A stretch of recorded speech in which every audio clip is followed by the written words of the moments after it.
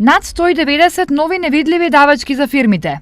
Толку основи за нови трошоци покажале истражувањата на Стопанската комора.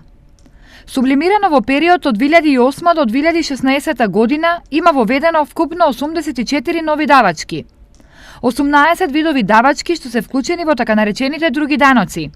41 вид неданочни давачки и 25 нови глоби, со што е постигнато дополнително оптоварување на правните и физичките лица на годишно ниво во износ од околу 20 милиони евра. Во групата други даноци од 2008 до 2016 година има воведено 18 нови давачки во вид на други даноци. Наплатата од овие нови воведени давачки во 2016 година изнесува околу 14 милиони евра.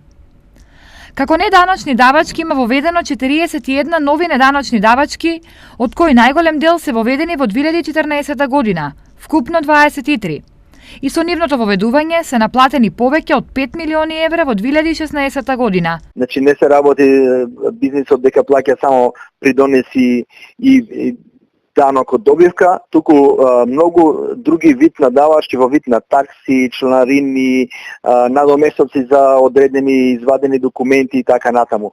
Да речеме, ево само пример ќе ви кажам, Централен регистар као една електронска база на сите видови податоци, вие не можете да земете податок без да уплатите некој надомест за тоа. Ако ви треба да вадите надомест за 4 години, вие треба 4 пати да го уплатите тој надомест за секоја година поединечно.